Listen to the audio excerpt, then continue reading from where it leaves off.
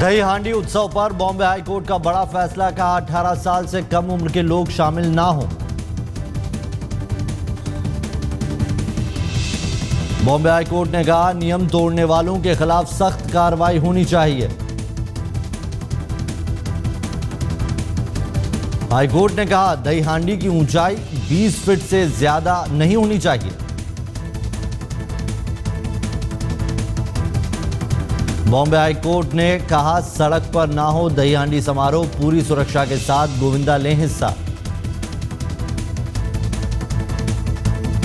High court ने कहा दही हांडी में भाग लेने वाले गोविंदा को मिले सेफ्टी किट, कुशन और बेल्ट जैकेट भी मिले।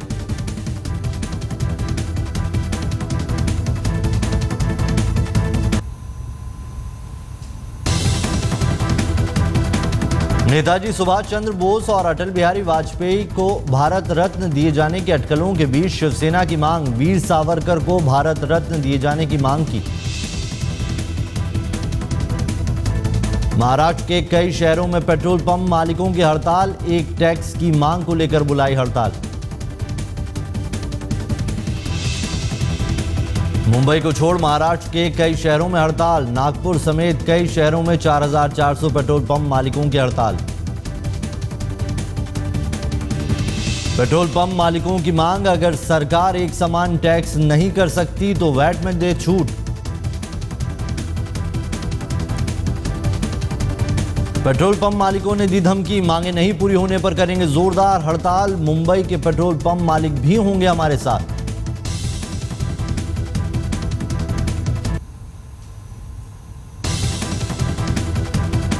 राज्यसभा से सचिन ने ली छुट्टी, पूरे बजट सत्र के दौरान सदन में नहीं होंगे। मास्टर ब्लास्टर गैर हाजिरी की वजह से उठे थे सवाल। कांग्रेस ने तेंदुलकर का बचाव करते हुए कहा कि और भी कई राज्यसभा सदस्यों ने इस तरह छुट्टी ली है, पर वो सेलिब्रिटी नहीं, इसीलिए हाईलाइट नहीं होते। राज्यसभा से लगातार अनुपस्थित रहने की वजह से पिछले हफ्ते अभिनेत्री रेखा और सचिन बने थे निशाना।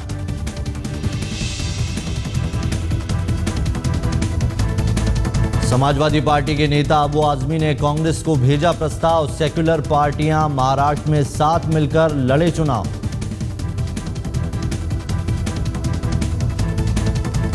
आजमी ने बिहार में जेडीयू और आरजेडी का उदाहरण देते हुए कहा 20 साल बाद नीतीश और लालू सांप्रदायिक ताकतों को रोकने के लिए आए साथ।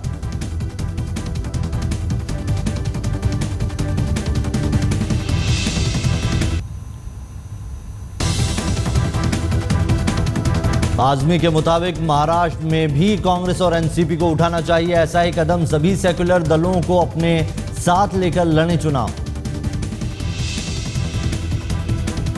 आजमी ने यह भी कहा कि उनकी और कांग्रेस की विचारधारा अलग है, पर वोट बैंक एक ही है। दोनों दलों को देखना होगा कि सेक्युलर वोटों का बंटवारा ना हो। लोकतंत्र के नाम पर मंत्री पर केमिकल फेंकना आजादी नहीं, अराजकता है। महाराष्ट्र की राजनीति हो रही है कीचड़मय, सामना में छपा संपादकीय। मंत्री हर्षवर्धन पाटिल के ऊपर धनगर समुदाय के कुछ लोगों ने स्याही फेंकी थी जिसमें केमिकल मिला था, उनकी आंख में लगी थी चोट। गणपति उत्सव के दौरान सेंट्रल रेलवे 6 साप्ताहिक premium AC train Lokmanya Tilak terminus और करमाल के बीच चलाएगी।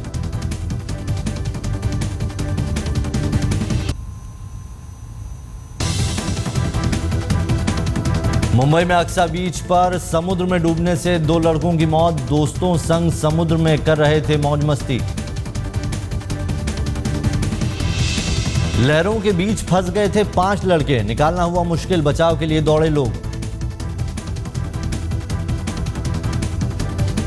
3 लड़कों को मुश्किल से बचाया जा सका, 2 लड़कों की डूबकर हुई मौत।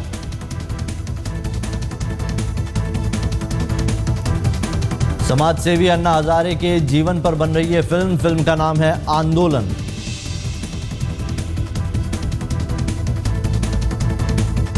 इस फिल्म का केंद्र में अन्ना का दिल्ली में किया गया जन लोकपाल बिल के लिए होगा आंदोलन। मराठी में बनने वाली इस फिल्म के निर्माता हैं बाबू भोई। नमस्कार, आप देख रहे हैं मुंबई मेट्रो, आपके साथ मैं हूं नवेद। मुंबई में दही हांडी के मौके पर मटकी फोड़ने वाले मंडलों को सख्त आदेश जारी किया गया है। बॉम्बे हाईकोर्ट के एक ऑर्डर के मुताबिक 18 साल से कम उम्र के युवा अब दही हांडी में गोविंदा बनकर शिरकत नहीं कर सकेंगे। साथ ही जो कलश होगा उसकी ऊंचाई भी 20 फीट से ज्यादा नहीं रखी जा सकेगी। दही हांडी त्योहार के दौरान बढ़ रहे हादसों को रोकने के लिए बॉम्बे हाईकोर्ट में एक जनहित याचिका दायर की गई थी।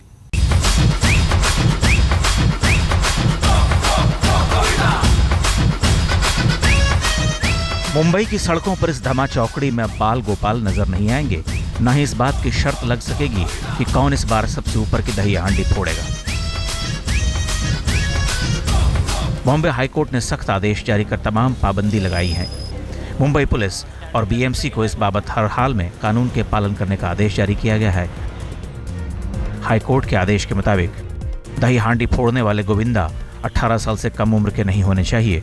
दही हांडी की पिरामिड 20 फीट से ऊंची नहीं होनी चाहिए। पक्की सड़क पर दही हांडी नहीं लगाई जा सकेगी। समारोह की जगह पर दरी और कालीन लगाए जाएं। कानून न मानने वाले मंडलों पर कड़ी कार्रवाई करने का निर्देश। गोविंदाओं के लिए सेफ्टी किट जैसे हेलमेट, बेल्ट, कुशन और जैकेट पहनना जरूरी करार दिया है। माननीय न्यायालय ने ऐसे निर्देश जारी किए हैं कि 20 फीट के ऊपर कोई थर न लगावे और हर गोविंदा ने अपना जो गोविंदा में इन्वॉल्व होते हैं उनका सबका पुलिस स्टेशन में नाम, एड्रेस और उनका बर्थ सर्टिफिकेट जमा करावे। और हर ऑर्गेनाइजर को ऐसा निर्देश दिया है कि उन्होंने हेलमेट, बेल्ट, सेफ्टी बेल्ट और कुशन अवेलेबल करावे।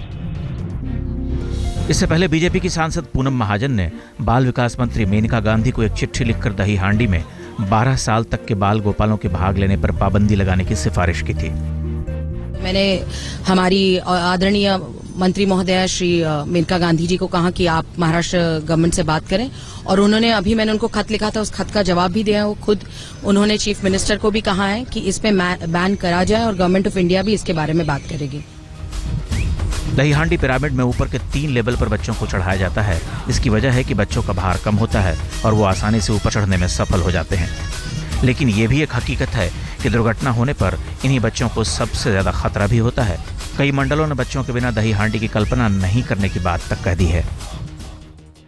ये जो बच्चे लोग का ही खेल है, अगर बच्चे लोग को ही इनमें से हटा देंगे तो दही हांडी कैसी मानी जाएंगे। हाँ, लेकिन इसमें भी आप बोल रहे हैं कि कुछ बाल आयोग बोल रहे हैं कि कुछ गाइडलाइंस तैयार करो, तो हम लोग भी इस गाइडलाइंस बनाने के लिए तैयार है। अगर महाराष्ट्र सरकार हम जो गोविंदा पथक है, इनके जो प्रमुख है, उनको बुला के अगर बिठाएंगे तो काफ़ी अच्छा सुझाव इसमें आ सकता है, कुछ सेंटर पॉइंट आ सकता है। हालांकि हाईकोर्ट के आदेश के बाद अब कई मंडलों ने पूरे कार्यक्रम को रद्द करने का फैसला किया है। लेकिन ये एक सच्चाई है कि कोर्ट के फैसले से कई लोगों को गंभीर दुर्घटना से साफ बचाया जा सकेगा और लोग जोश में होश नहीं खोएंगे। साहिल जोशी, मुंबई, आज तक। इन हादसों के पीछे एक बड़ी वजह इनाम की राशि भी है और इस रकम को पाने के लिए लोग अपनी जान तक दांव पर लगा देते हैं। खेल खेल में हर साल कई लोग हादसे के शिकार हो जाते हैं। ये आंकड़े तेजी से बढ़ रहे थे, लिहाजा इस पर रोक की मांग सामाजिक संगठन पहले से उठा रहे थे। दही हांडी ने इस बात से उसका 12 साल का बेटा हमेशा के लिए छीन लिया। नवी मुंबई के सरकारी स्कूल में पढ़ने वाला 12 साल का किरण अपने दोस्तों के साथ गोविंदा बनकर मटकी तोड़ने की प्रैक्टिस कर रहा था। प्रैक्टिस के दौरान किरण थर से नीचे गिरा और उसके साथ ही हादसा हुआ। उस वक्त तो उसे खास तकलीफ नहीं हुई, लेकिन जब अगली सुबह किरण की मां उसे उठाने की कोशिश कर रही थी तब किरण उठ नहीं सका। घर वाले तुरंत किरण को अस्पताल ले गए, जहां उसकी मौत हो गई। पण लोकांनी ना उठलं नाही आणि डॉक्टर बघितलं नाही त्याला। आम्ही घेऊन गेलो, म्हणले त्याला पण टाकन, त्याला बाहेर जावा। जी माझं संकट झालंय त्या माझं डॉक्टर संकट आहे, जरा विलास होता। इस घटना के बाद थाने के कई बड़े आयोजकों ने फैसला लिया कि वो दही हांडी का आयोजन बड़े पैमाने पर नहीं करेंगे। गोविंदा बहुत ही बुरी हालत में जख्मी हो गया। न्यू बॉम्बे में सांगपाड़ा में एक गोविंदा गिर के उसकी मृत्यु हो गई। कल गोरेगांव में एक गोविंदा की मृत्यु हो गई। इस दौरान अगर सिर्फ गोविंदा एक के ऊपर एक उनकी मृत्यु हो रही है, अपघात हो रहे हैं, और ऐसे माहौल में अगर मैं गोविंदा का उत्सव वहाँ पे करूँ, इवेंट करूँ, तो मुझे अच्छा नहीं लगा। दरअसल मुंबई में जितनी बड़ी हंडियां होती है उसका राजनीतिक कद भी उतना ही बढ़ जाता है। गोविंदाओं के लिए इनाम भी बड़े हो जाते हैं, साथ ही बढ़ती है थरों की संख्या।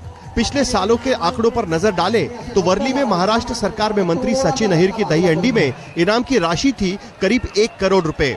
ठाणे में महाराष्ट्र सरकार के एक और मंत्री जितेंद्र आव्हाड की दही हंडी में इनाम की राशि थी 1 करोड़ 11 लाख रुपए और शिवसेना के नेता प्रताप सरनाईक की ठाणे की हंडी की इनाम की राशि भी 1 करोड़ से ज्यादा थी। एमएनएस की तरफ से भी घाटकोपर में रखी गई दही हंडी में इनाम की राशि थी 1 करोड़ रुपए। इन सभी दही हंडियों में बड़ी बड़ी सेलिब्रिटीज भी पहुंच जाती और जिससे दही हंडी में स्थानीय जनता को नेता अपना रुतबा भी दिखा पाते। लेकिन चंद रकम के लिए युवा लड़के इस दही हंडी में हमेशा हमेशा के लिए अपाहिज भी हो जाते हैं। गोविंदाओं के घायल होने के सबसे ज्यादा मामले हाथ और पैर में फ्रैक्चर के आते हैं। इसके अलावा पिरामिड से गिरने से सिर, छाती और रीढ़ में चोट के काफी मामले आते हैं। इन घटनाओं का संज्ञान लेते हुए बाल संरक्षण आयोग ने इस बार 12 साल से कम उम्र के बच्चों के लिए दही हंडी में भाग लेने पर पाबंदी लगा दी थी, लेकिन उसका विरोध काफी मंडलों ने किया और अब भी हाईकोर्ट के फैसले के बाद कई लोग ये सोच रहे हैं कि क्या हाईकोर्ट के फैसले को सुप्रीम कोर्ट में चुनौती दी जा सकती है या नहीं। नवी मुंबई से नीलेश पाटिल के साथ दिवाकर सिंह, मुंबई आज तक। मुंबई में सड़कों के गड्ढों ने गणेशोत्सव की तैयारी में जुटे मंडलों की चिंता बढ़ा दी है। मंडलों ने बीएमसी से जल्द इन गड्ढों को भरे जाने की अपील की है। गणपति बप्पा के आने में कुछ ही दिन बचे हैं, लेकिन उल्लास की जगह गणपति मंडल सड़क के बड़े बड़े गड्ढों की वजह से टेंशन में है। गड्ढों को भरने का काम अभी तक बीएमसी ने पूरा नहीं किया है। इसी शिकायत को लेकर गणपति मंडल समन्वय समिति ने बीएमसी को एक खत लिखा है और गड्ढों की जल्द से जल्द मरम्मत करवाने की अपील की है। हमको ये बोलने का है कि 2010 से आज 5 बरस हुआ, जब गणपति आता है तब आपके प्रशासन के लोग कभी बारिश गिरता है वो देखता है, क्यों तो बारिश गिरेगा तो गड्ढे आएंगे, तो ये कितने बरस चलेगा। तो अभी उसने हमको कमिटमेंट दिया है कि किसी हालत में 23 तारीख के पहले गणपति का आगमन और विसर्जन के जो रास्ते में जो गड्ढे आए वो बुझाएंगे। समन्वय समिति ने बीएमसी को 3000 ऐसे गड्ढों की लिस्ट भी दी है जो उनके हिसाब से सबसे पहले भरे जाने चाहिए। ये गड्ढे उन रास्तों पर है जहां से गुजरकर ज्यादातर गणपतियों को लाया जाता है। गणपति मंडल समन्वय समिति के मुताबिक गड्ढों की वजह से उन्हें गणपति लाने में 2 की जगह 6-6, 7-7 घंटे लग जाते हैं और मूर्ति के टूटने का खतरा भी बना रहता है। लालबाग का मूर्ति अगर प्रभा देवी में लाना होगा तो 1-2 घंटे में आता है, लेकिन अभी 5-5 घंटे लगते हैं, क्यों ते गड्ढे के वास्ते। और ट्रैफिक वाले भी हमारे पीछे लगते हैं कि जल्दी करो, पर जल्दी कैसे करेंगे, गड्ढे के वास्ते हम लोग जल्दी नहीं लेके सकते। बीएमसी के मुताबिक गड्ढों की मरम्मत का काम शुरू हो गया है। बीएमसी का दावा है कि 29 अगस्त से शुरू होने वाले गणेशोत्सव से पहले ही सभी गड्ढों की मरम्मत कर ली जाएगी। मुंबई में इस समय लगभग 11,545 गणपति मंडल हैं, जो गणपति महोत्सव के लिए जोर शोर से तैयारियों में लगे हैं, पर सड़क के गड्ढे उनका उत्साह ठंडा कर देते हैं। कहाँ इसमें अपना काम ठीक से नहीं किया, ऐसी कंप्लेंट्स है लोगों की, लेकिन उसके लिए भी अभी सभी महानगर पालिका आयुक्त, अतिरिक्त आयुक्त और माननीय महापौर, हम स्वयं खुद, तो सब लोग ये खड्डे सब बुझाए जाएंगे, इसके पीछे हम पड़ेंगे। गणपति मंडलों की शिकायत से पहले पॉट होल्स को लेकर कई शिकायतें बीएमसी के पास पहुंच चुकी हैं, लेकिन बीएमसी की लापरवाही के चलते अभी तक ये समस्या दूर नहीं हुई है। ऐसे में गणपति मंडलों को इसी समस्याओं से गणपति उत्सव के दौरान गुजरना ही पड़ सकता है। कैमरामैन मंगेश आमरे के साथ दिवाकर सिंह, मुंबई आज तक। मुंबई की एक महिला जिंदगी के आखिरी सफर पर जाते जाते 3 लोगों की जिंदगी रोशन कर गई। डॉक्टर्स ने महिला को ब्रेन डेड घोषित कर दिया था। इसी मुश्किल घड़ी में परिवार ने महिला की आंखें, किडनी और लीवर डोनेट करने का फैसला किया। 43 साल की नंदिनी गोपाल को पिछले हफ्ते अचानक तेज सिर में दर्द हुआ। घर वाले तुरंत नंदिनी को अस्पताल लेकर गए, जहां पता चला उन्हें ब्रेन हैमरेज हुआ है। डॉक्टरों ने अगले दिन नंदिनी को ब्रेन डेड घोषित कर दिया। नंदिनी के पति श्रीराम गोपाल को डॉक्टरों ने ये भी बताया कि सिवाय ब्रेन के नंदिनी के सारे अंग सामान्य रूप से काम कर रहे हैं। ऐसी मुश्किल घड़ी में श्रीराम ने एक ऐसा फैसला लिया जिससे कई जिंदगियां आबाद हो गयी। उनकी इच्छा थी कि सबको डोनेट करना चाहिए, ऑर्गन डोनेशन, ये इच्छा थी उनकी, और उसलिए हम लोग ने डिसाइड किया कि हम लोग डोनेट करेंगे, तो एटलीस्ट एक आदमी नहीं है तो भी 4-5 फैमिलीज को फ़ायदा हो गया इससे। नंदिनी एक प्राइवेट कंपनी में एचआर प्रोफेशनल थी। परिवार के लिए नंदिनी की इस तरह अचानक हुई मौत के सदमे से उबरना आसान नहीं है, पर उनके अंगदान करने से 3 लोगों को नई जिंदगियां देना कहीं न कहीं बड़ा सुकून पहुंचाता है। वो एक मन में है कि कुछ तो आंख है उनका और लिवर है, किडनी है, किसी की लाइफ बन रही है उसमें, वो एक सुकून है। सेकेंडली मैं ये देखा कि मेरा ऑफिस में देख लीजिए, सबको मालूम पड़ गया कि डोनेट किया हुआ है, तो सब ने इमीडिएटली जाके अपना कार्ड, जो डोनेशन कार्ड बनाने लग गए। मीन्स वो एक तरह के अवेयरनेस हो गया कि कर सकते हैं ऐसे। हमारे देश में कई तरह के अंधविश्वास, धार्मिक मान्यताएं, जानकारी का अभाव और इंफ्रास्ट्रक्चर की कमी के चलते बहुत कम लोग अंगदान करते हैं। पर नंदिनी के परिवार की माने तो किसी की जान बचाने से बड़ा पुण्य और खुशी नहीं हो सकती। अगर लोग इस तरह सोचने लगे तो न जाने देश में कितनी जानें बचाई जा सकती हैं। स्वप्निल सारस्वत, मुंबई, आज तक।